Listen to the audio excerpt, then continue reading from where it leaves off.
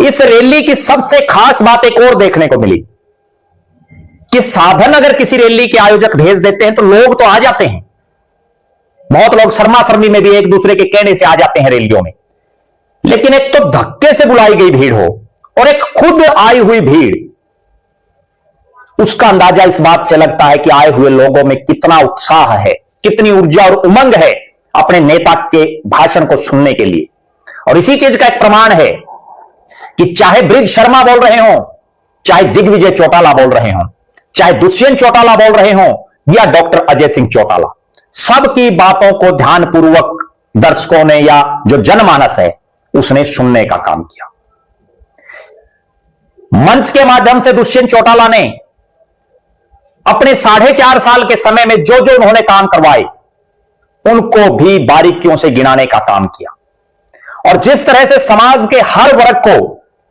जननायक जनता party की इस rally में मंच पर भी अहमियत दी गई, मंच पर बैठने के अलावा बोलने में भी अहमियत दी गई, सबके मान और सम्मान का ध्यान रखा गया। यह दर्शाता है कि पिछले लगभग 1 साल से दिग्विजय चौटाला जिस तरह से मेहनत कर रहे हैं, चाहे वो युवा जोड़ो अभियान हो और उसके बाद अभी उनका चल रहा युवा योद्धा सम्मेलन हो, और इसके अलावा भी प्रदेश के अलग अलग इलाकों में वो लगातार जा जा करके लोगों को जेजेपी के साथ जोड़ने का काम कर रहे हैं,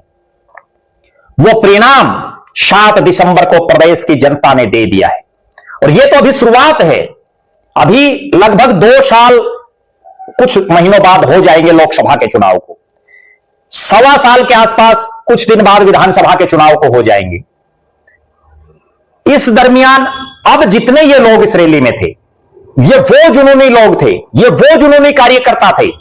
जो विकट से विकट हालात में जननायक जनता पार्टी के साथ मजबूती से खड़े रहे। अब तो इस कारवां को और बढ़ने का अवसर है, अब तो इन लोगों में और ज्यादा बढ़ोतरी होगी। और 7 तारीख के इस कार्यक्रम के बाद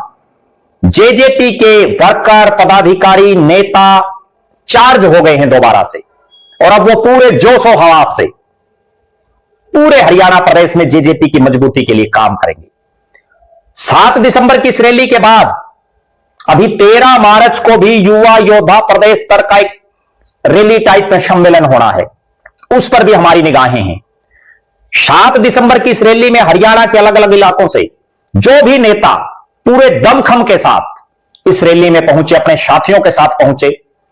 वो कमेंट बॉक्स में अपना नाम और फोटो डाल सकते हैं, हम अन्य वीडियो में उनका जिक्र करेंगे।